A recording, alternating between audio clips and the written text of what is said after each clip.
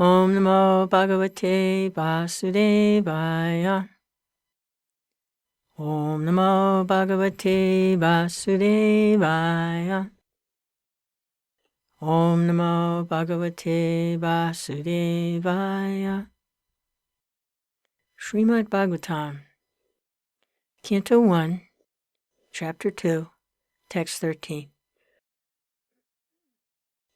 Translated with commentaries by His Divine Grace, A.C. Bhaktivedanta Swami Prabhupada. Text 13. Atak Pumbir Dvija Shrestha Vrindarashrama Vibhagasa Svanushthitasya Dharmasya Samsiddhir Haritoshanam.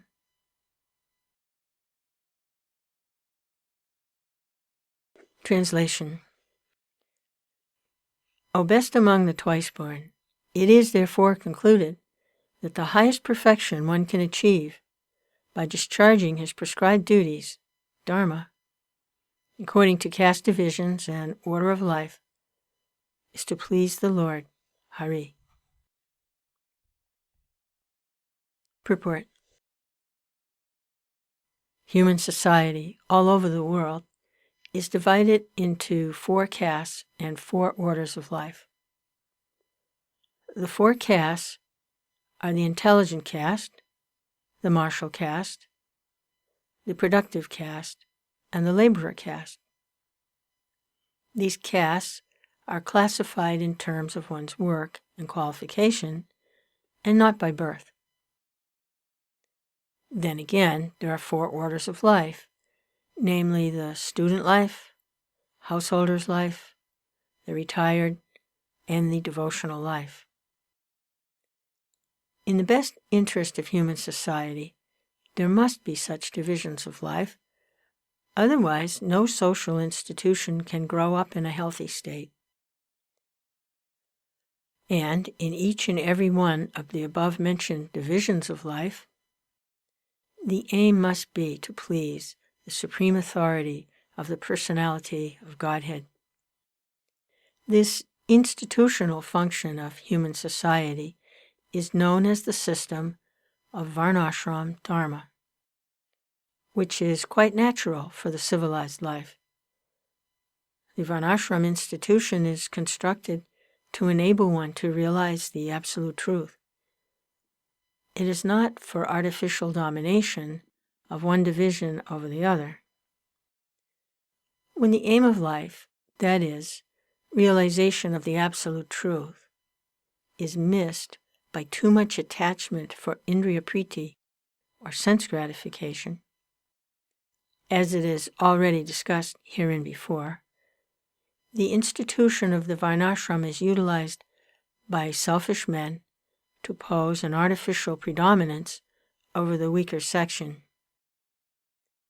In the Kali Yuga, or in the age of quarrel, this artificial predominance is already current, but the saner section of the people know it well, that the division of castes and orders of life are meant for smooth social intercourse and high-thinking self-realization, and not for any other purpose.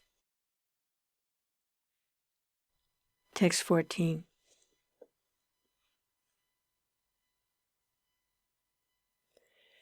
Translation. Therefore, devotees should constantly hear about and glorify, remember, and worship the personality of Godhead Bhagavan, who is their protector. Purport. If realization of the absolute truth is the ultimate aim of life, it must be carried out by all means. In any one of the above-mentioned castes and orders of life, the 4 processes, namely glorifying, hearing, remembering, and worshiping, are general occupations. Without these principles of life, no one can exist. Activities of the living being involve engagements in these different 4 principles of life. Especially in modern society, all activities are more or less dependent on hearing and glorifying. Any man from any social status becomes a well-known man in human society within a very short time, if he is simply glorified truly or falsely in the daily newspapers. Sometimes political leaders of a particular party are also advertised by newspaper propaganda, and by such glorifying method, an insignificant man becomes an important man within no time. But such propaganda work by false glorification of an unqualified person cannot bring about any good, either for the particular man or for the society. There may be some temporary reactions to such propaganda, but there are no permanent effects. Therefore, such activities are a waste of time. The actual object of glorification is the Supreme Personality of Godhead, who has created everything, manifested before us. We have broadly discussed this fact from the beginning of the Janmadhyasya shloka of this Bhagavatam. The tendency to glorify others, or hear others, must be turned to the real object of glorification, the Supreme Being, and that will bring happiness. Text 15.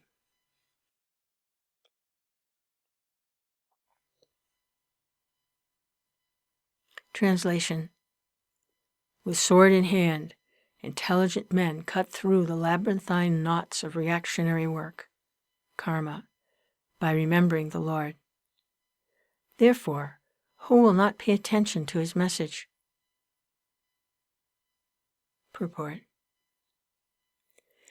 The spiritual spark, contacted with material elements, creates a knot which must be cut if one wants to be liberated from the actions and reactions of fruitive work.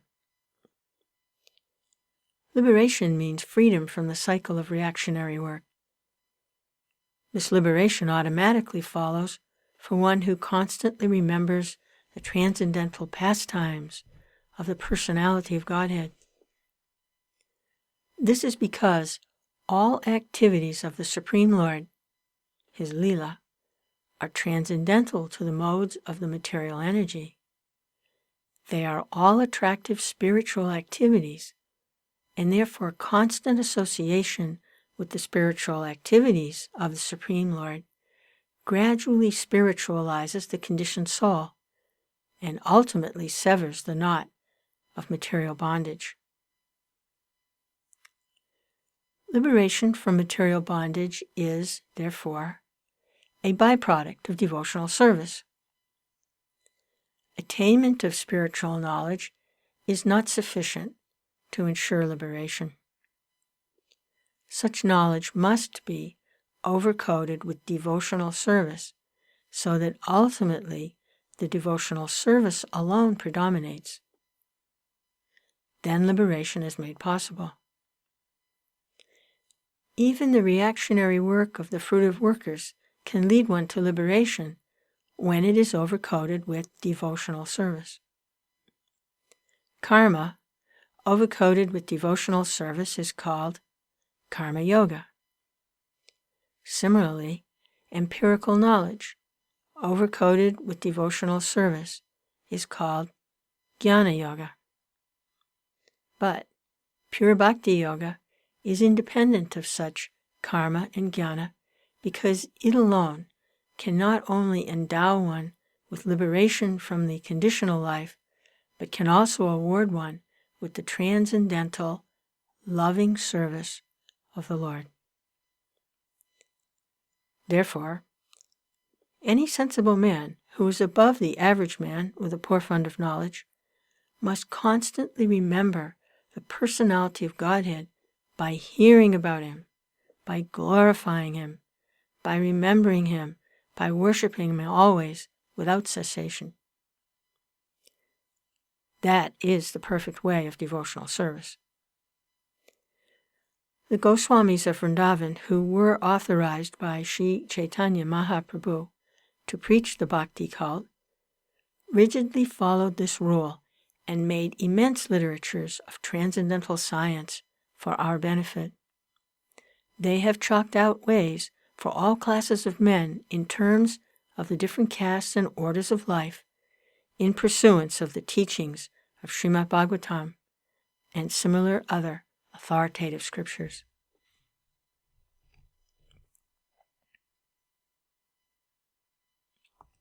Text 16. O twice-born sages, by serving those devotees who are completely freed from all vice, great service is done.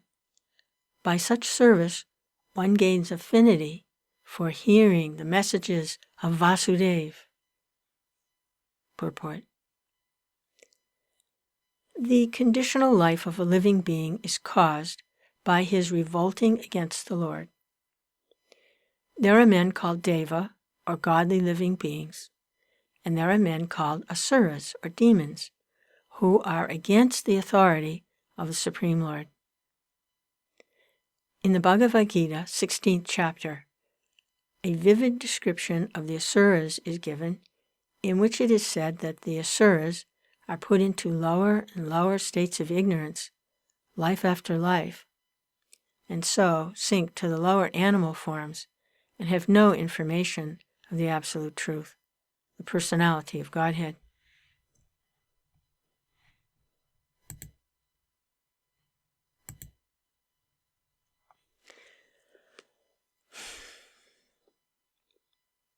These Asuras are gradually rectified into God consciousness by the mercy of the Lord's liberated servitors in different countries according to the supreme will. Such devotees of God are very confidential associates of the Lord, and when they come to save the human society from the dangers of godlessness, they are known as the powerful incarnations of the Lord, as sons of the Lord, or as servants of the Lord, or as associates of the Lord. But none of them falsely claim to be God themselves. This is a blasphemy declared by the Asuras, and the demoniac followers of such Asuras also accept pretenders as God or his incarnation. In the revealed scriptures, there is definite information of the incarnation of God. No one should be accepted as God or an incarnation of God unless he is confirmed by the revealed scriptures.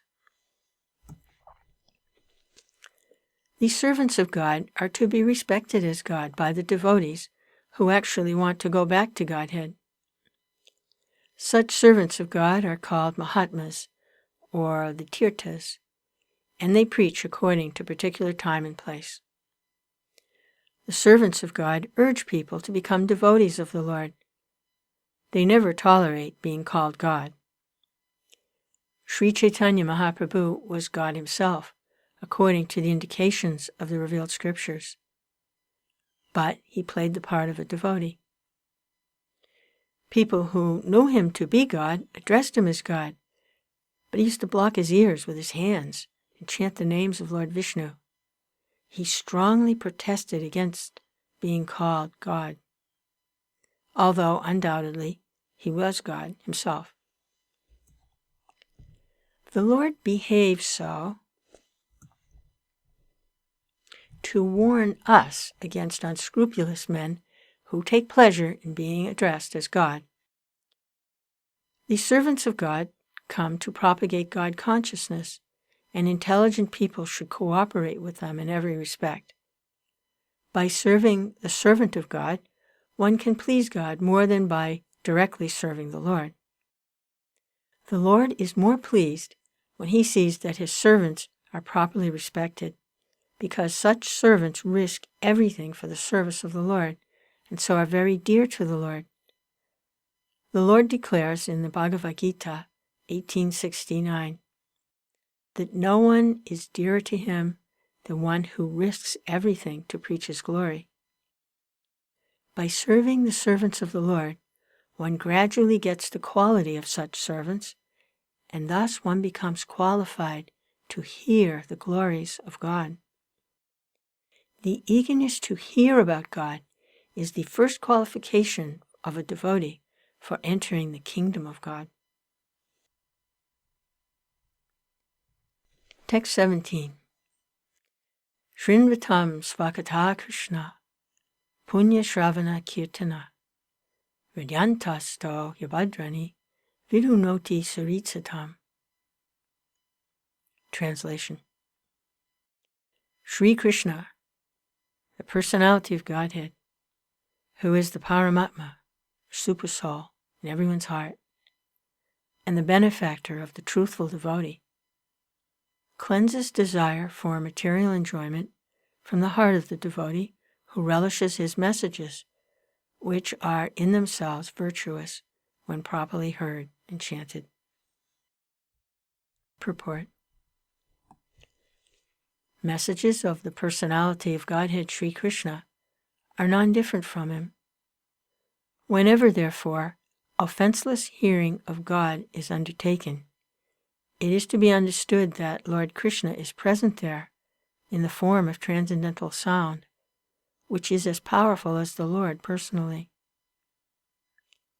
Sri Chaitanya Mahaprabhu, in his Shikshastakam, declares clearly that the holy name of the Lord has all the potencies of the Lord, and that he has endowed his innumerable names with the same potency. There is no rigid fixture of time, and anyone can chant the holy name with attention and reverence at his convenience. The Lord is so kind to us that he can be present before us personally in the form of transcendental sound.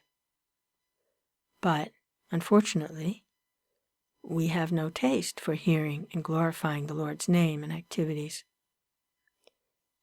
We have already discussed developing a taste for hearing and chanting the holy sound. It is done through the medium of service to the pure devotee of the Lord. The Lord is reciprocally respondent to his devotees. When he sees that a devotee is completely sincere in getting admittance to the transcendental service of the Lord, and thus becomes eager to hear about him, the Lord acts from within the devotee in such a way a devotee may easily go back to him. The Lord is more anxious to take us back into his kingdom than we can desire. Most of us do not desire at all to go back to Godhead. Only a very few men want to go back to Godhead. But anyone who desires to go back to Godhead, Sri Krishna helps in all respects. One cannot enter into the kingdom of God unless one is perfectly cleared of all sins.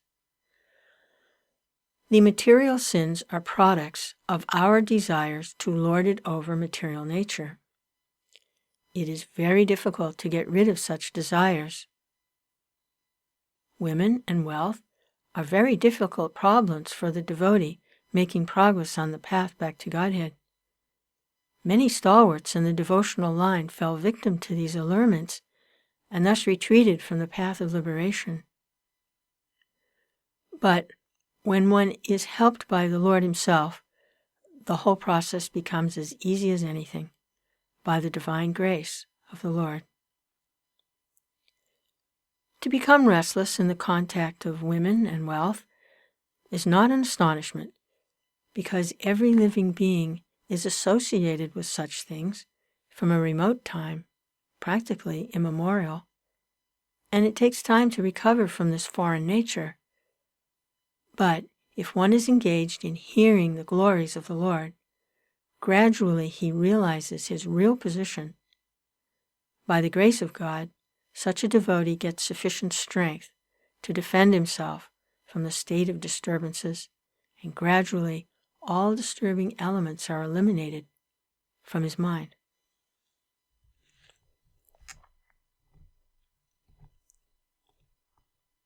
Text 18. Nasta prayeshu abhadreshu nityam bhagavata sevaya bhagavati uttama sloke bhaktir bhavati naishtaki. Translation.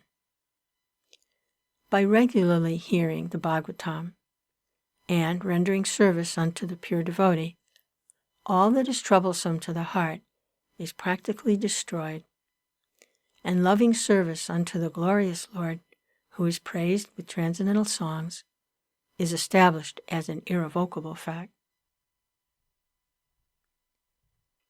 Purport. Here is the remedy for eliminating all inauspicious things within the heart, which are considered to be obstacles in the path of self-realization. The remedy is the association of the Bhagavats. There are two types of Bhagavats, namely the book Bhagavat and the devotee Bhagavat. Both the Bhagavats are competent remedies, and both of them, or either of them, can be good enough to eliminate the obstacles. A devotee Bhagavat is as good as the book Bhagavat, because the devotee Bhagavat leads his life in terms of the book Bhagavat, and the book Bhagavat is full of information about the personality of Godhead and his pure devotees, who are also Bhagavats. Bhagavat book and person are identical. The devotee Bhagavat is a direct representative of Bhagavan, the personality of Godhead. So by pleasing the devotee Bhagavat, one can receive the benefit of the book Bhagavat. Human reason fails to understand how, by serving the devotee Bhagavat, or the book Bhagavat, one gets gradual promotion on the path of devotion. But actually, these are facts explained by Srila Narada-Dev, who happened to be a maidservant's son in his previous life. The maidservant was engaged in the menial service of the sages, and thus he also came into contact with them. Simply by associating with them, accepting the remnants of foodstuff left by the sages, the son of the maidservant got the chance to become the great devotee and personality, Srila Narada-Dev. These are the miraculous effects of the association of Bhagavats. And to understand these effects practically, it should be noted that by such sincere association of the Bhagavats, one is sure to receive transcendental knowledge very easily, and the result is he becomes fixed in the devotional service of the Lord. The more progress is made in devotional service under the guidance of the Bhagavats, the more one becomes fixed in the transcendental loving service of the Lord. The messages of the book Bhagavat, therefore, have to be received from the devotee Bhagavat. And the combination of these two Bhagavats will help the neophyte devotee to make progress on and on.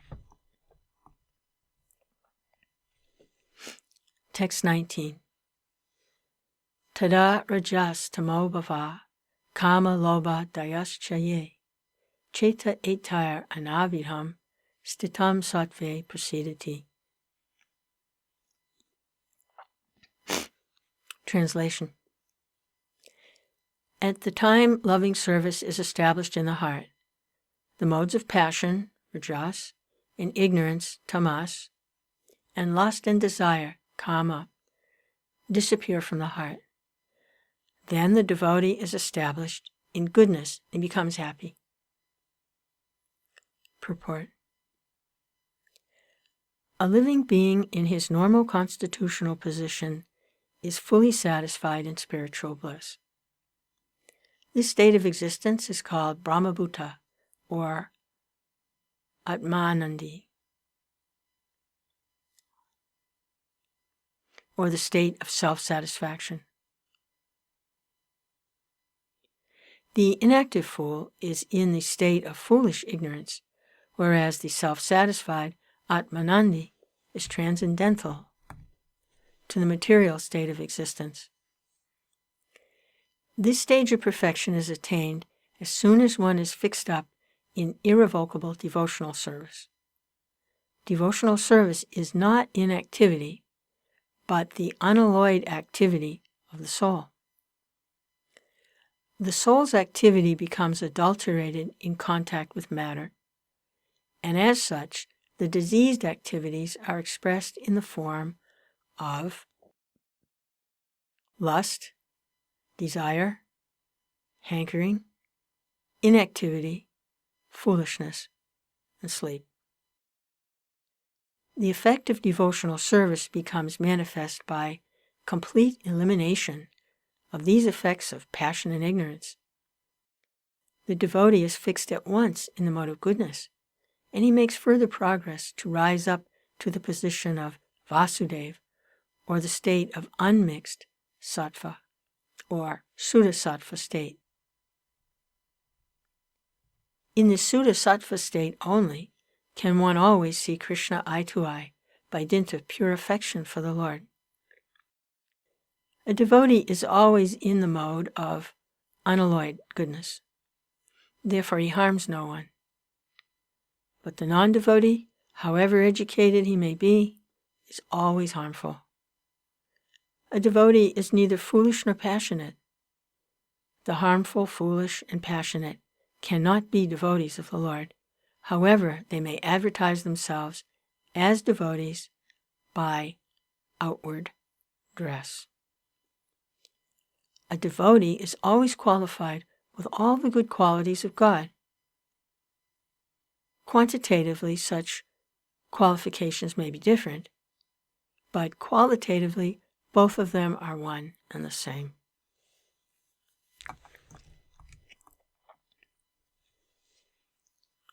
Text 20. Evam prasana manaso bhagavat bhakti yogata bhagavat tattva vijnanam mukta sangasya jayate. Translation. Thus, established in the mode of goodness, the man, rejuvenated by loving service to the Lord, gains liberation from material association, mukti, and comes to know scientifically of the personality of Godhead. Purport. In the Bhagavad Gita 7.3, it is said that out of many thousands of ordinary men, one fortunate man endeavors for perfection of life.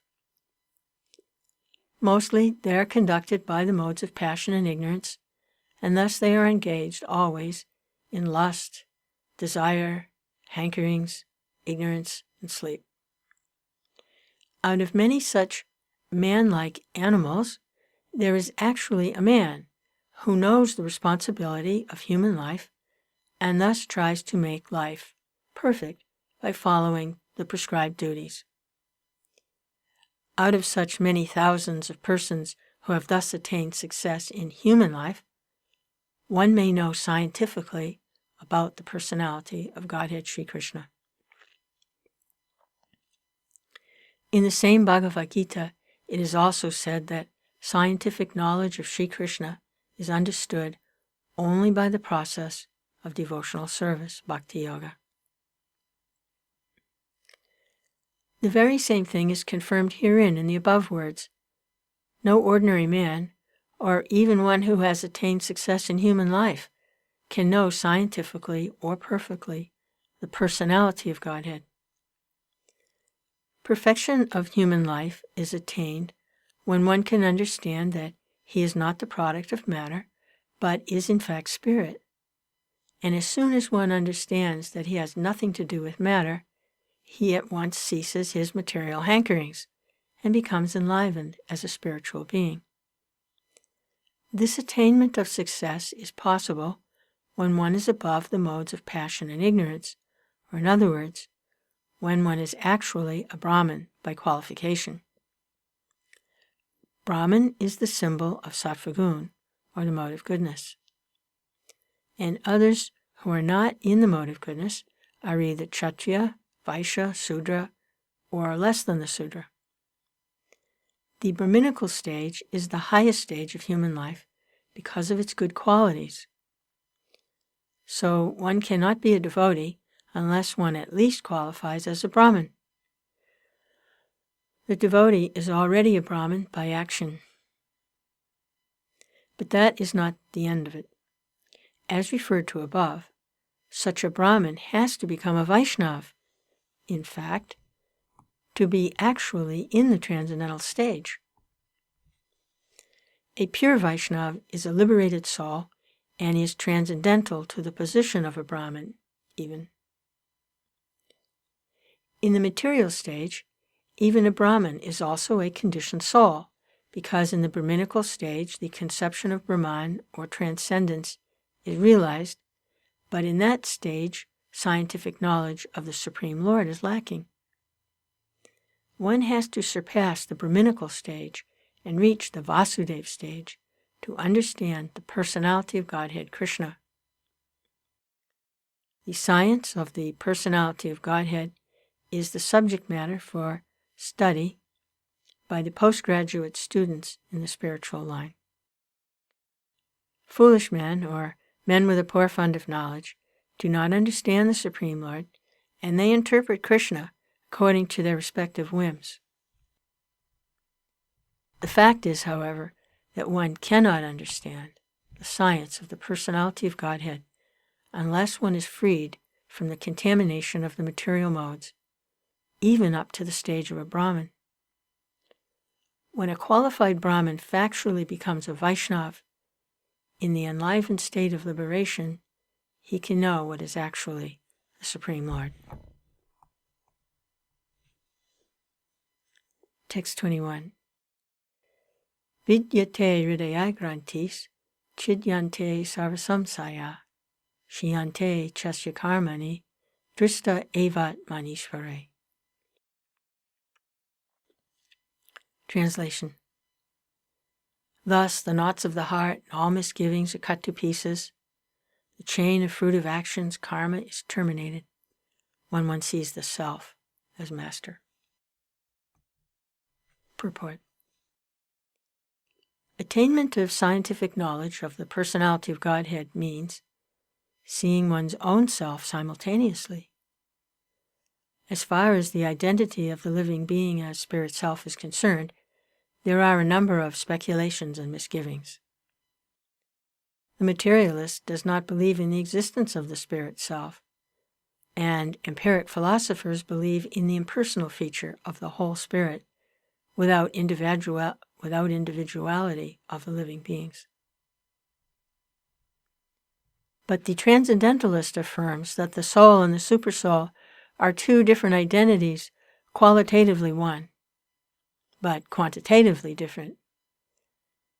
There are many other theories, but all these different speculations are at once cleared off as soon as Sri Krishna is realized in truth by the process of Bhakti Yoga. Sri Krishna is like the sun, and the materialist speculations about the absolute truth are like the darkest midnight. As soon as the Krishna sun is arisen within one's heart, the darkness of materialistic speculations about the absolute truth and the living beings is at once cleared off. In the presence of the sun, the darkness cannot stand, and the relative truths that were hidden within the dense darkness of ignorance become clearly manifested by the mercy of Krishna, who is residing in everyone's heart as the Supersoul. In the Bhagavad Gita 10:11, the Lord says that in order to show special favor to his pure devotees, he personally eradicates the dense darkness of all misgivings by switching on the light of pure knowledge within the heart of a devotee. Therefore, because of the personality of Godhead's taking charge of illuminating the heart of his devotee, certainly a devotee engaged in his service in transcendental love cannot remain in darkness. He comes to know everything of the Absolute and the relative truths. The devotee cannot remain in darkness, and because a devotee is enlightened by the personality of Godhead, his knowledge is certainly perfect. This is not the case for those who speculate on the absolute truth by dint of their own limited power of approach. Such knowledge is called parampara, or deductive knowledge, coming down from the authority to the submissive oral receiver, bona fide by service and surrender. One cannot challenge the authority of the Supreme and know him also at the same time. He reserves the right of not being exposed to such a challenging spirit of an insignificant spark of the whole, subject to the control of illusory energy. The devotees are submissive, and therefore the transcendental knowledge descends from the personality of Godhead to Brahma, from Brahma to his sons and disciples in succession. This process is helped by the Supersoul within such devotees. That is the perfect way of learning transcendental knowledge. This enlightenment perfectly enables the devotee to distinguish spirit from matter, because the knot of spirit and matter is untied by the Lord. This knot is called ahankara, and it falsely obliges a living being to become identified with matter. As soon as this knot is loosened, therefore, all the clouds of doubt are at once cleared off. He sees his master and fully engages himself in the transcendental loving service of the Lord, making a full termination of the chain of fruitive actions. In material existence, a living being creates his own chain of fruitive work and enjoys the good and bad effects of those actions, life after life. But as soon as he engages himself in the loving service of the Lord, he at once becomes free from the chain of karma. All his actions no longer create any reaction. Text 22. Translation. Therefore, all transcendentalists have been rendering loving service with great delight to Lord Krishna, the personality of Godhead, from time immemorial, because such devotional service is enlivening to the self. Purport. Speciality of devotional service unto the personality of Godhead, Lord Sri Krishna, is specifically mentioned herein.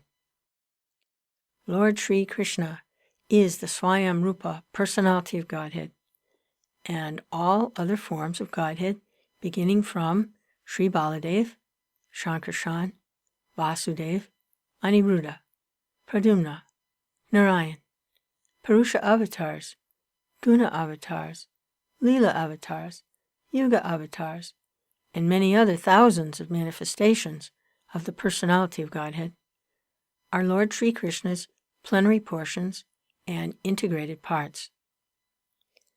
The living entities are separated parts and parcels of the personality of Godhead. Therefore, Lord Sri Krishna is the original form of Godhead, and he is the last word in the transcendence. Thus he is more attractive to the higher transcendentalists who participate in the eternal pastimes of the Lord. In other forms of the personality of Godhead, except Sri Krishna and Baladev, there is no facility for intimate personal contact, as in the case of the transcendental pastimes of the Lord at Vrajabhumi. The transcendental pastimes of Lord Sri Krishna are not newly accepted, as argued by some less intelligent persons, but his pastimes are eternal and are manifested in due course once in a day of Brahmaji, as the sun rises on the eastern horizon at the end of every 24 hours.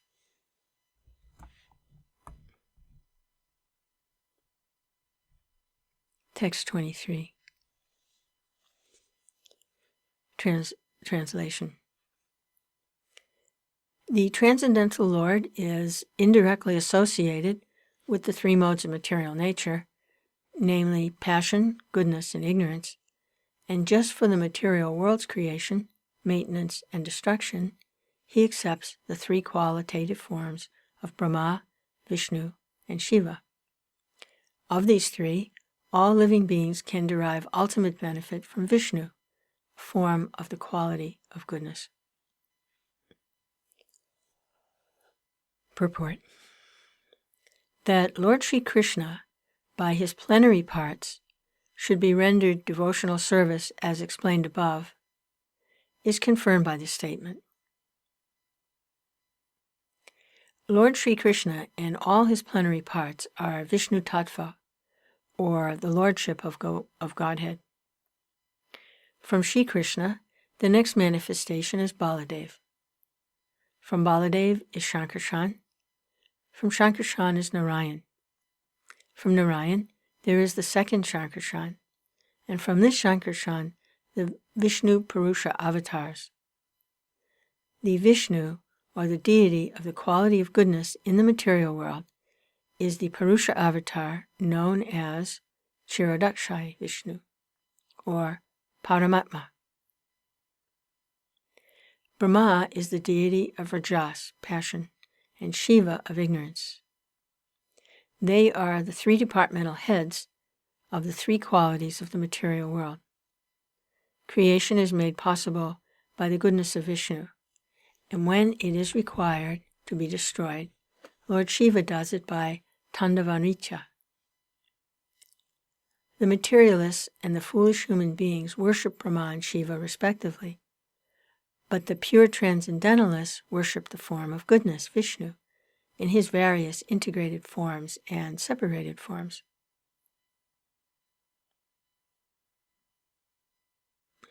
The integrated forms are called Godhead, and the separated forms are called the living entities or the jivas. Both the jivas and the Godhead have their original spiritual forms. Jivas are sometimes subjected to the control of material energy, but the Vishnu forms are always controllers of energy. When Vishnu, the personality of Godhead, appears in the material world, he comes to deliver the conditioned living beings who are under the material energy. Such living beings appear in the material world with intention of being lords, and thus they become entrapped by the three modes of material nature. As such, the living entities have to change the material coverings for undergoing different terms of imprisonment. The prison house of the material world is created by Brahma under instruction of the personality of Godhead, and at the conclusion of a kalpa, the whole thing is destroyed by Shiva. But as far as maintenance of the prison house is concerned, it is done by Vishnu, as much as the state prison house is maintained by the state. Anyone, therefore, who wishes to get out of this prison house of material existence, which is full of miseries like repetition of birth, death, disease, and old age, must please Lord Vishnu for such liberation. Lord Vishnu is worshipped by devotional service only, and if anyone has to continue prison life in the material world, he may ask for relative facilities from the different demigods like Shiva, Brahma, Indra, Varuna, etc., for temporary relief. No demigod can, however, release the imprisoned living being from the conditioned life of material existence except Vishnu. Therefore, the ultimate benefit may be derived from Vishnu, the personality of Godhead.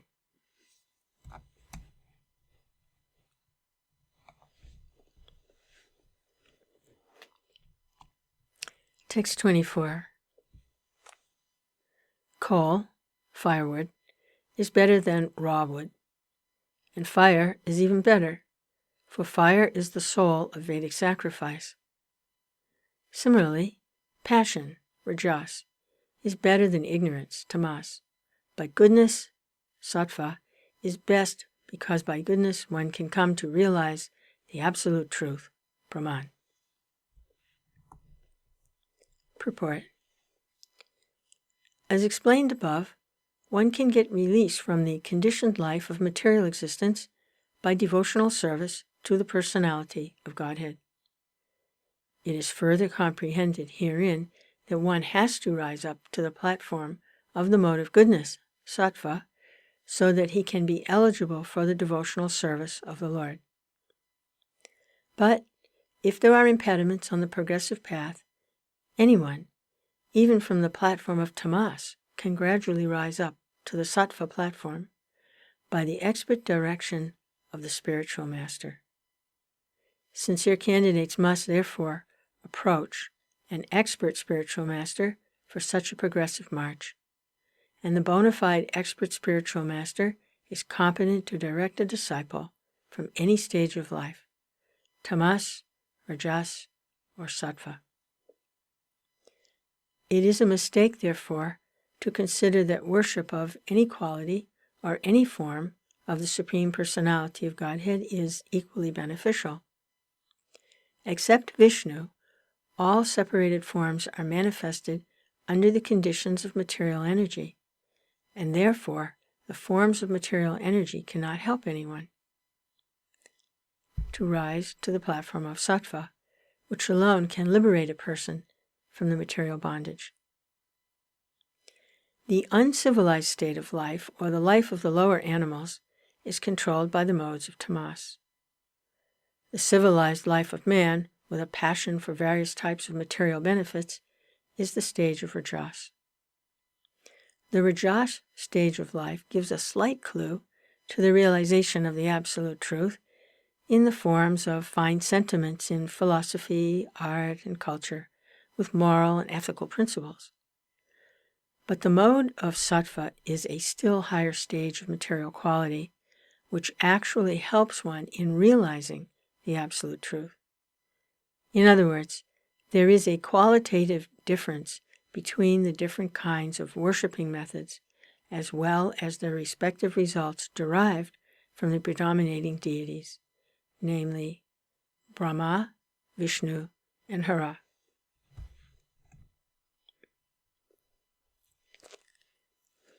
Text 25. Previously, all the great sages rendered service unto the transcendental personality of Godhead Bhagavan, due to his existence above the three modes of material nature. They worshipped him to become free from material conditions. Whoever follows such sages is also eligible for liberation from the material world. Purport.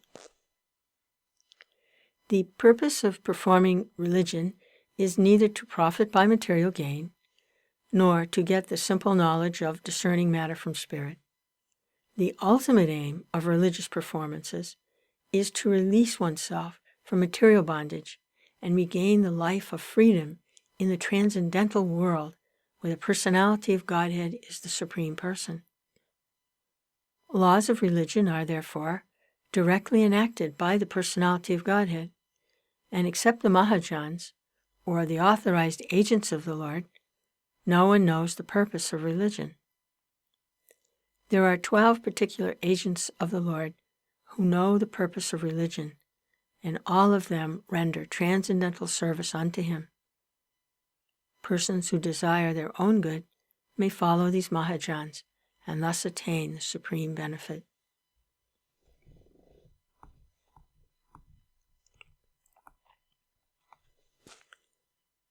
Text 26. Those who are serious about liberation are certainly non-envious, and they respect all. Yet they reject the horrible and ghastly forms of the demigods and worship only the all-blissful forms and plenary portions of Lord Vishnu. Purport. The Supreme Personality of Godhead, Sri Krishna, who is the original person of the Vishnu categories, expands himself in two different categories, namely integrated plenary portions and separated parts and parcels. The separated parts and parcels are the servitors, and the integrated plenary portions of Vishnu Tattva are the worshipable objects of service.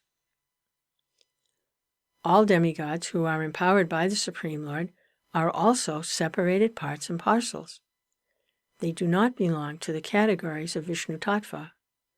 The Vishnu Tattva are equally powerful living beings like the original form of the personality of Godhead, and they display only different categories of power in consideration of different times and circumstances.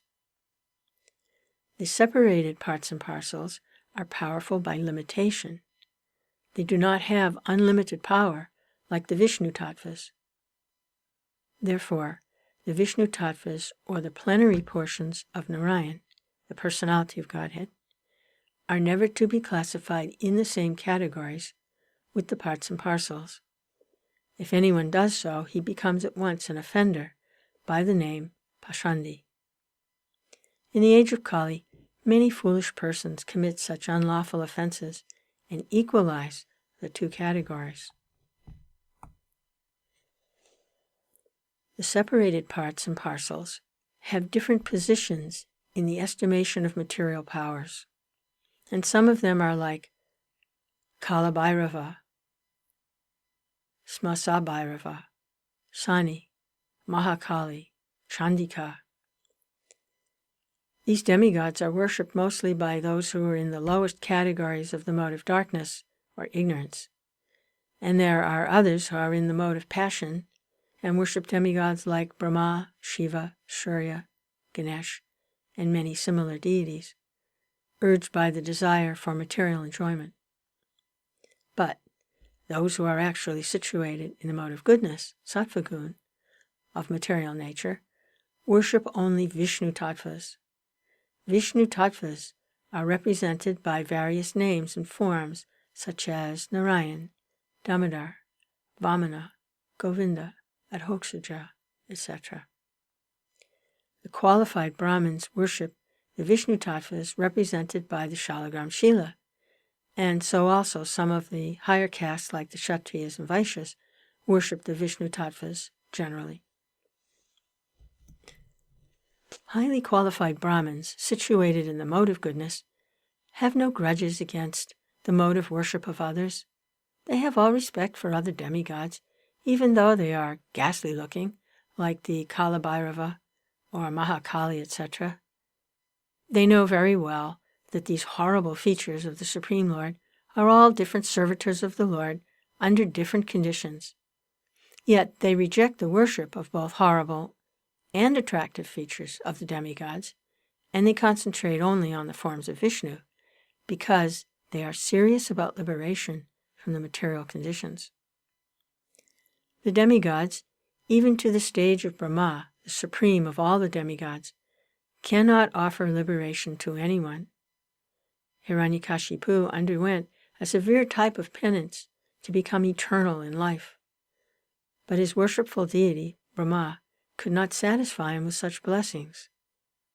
Therefore, Vishnu is called Muktipada, or the personality of Godhead who can bestow upon us mukti, liberation, and none else. The demigods, being like other living entities in the material world, are all liquidated at the time of the annihilation of the material structure. They are themselves unable to get liberation, and what to speak of giving liberation to their devotees. The demigods can award the worshippers some temporary benefit only, and not the ultimate one. It is for this reason only that candidates for liberation deliberately reject the worship of the demigods, although they have no disrespect for any one of them.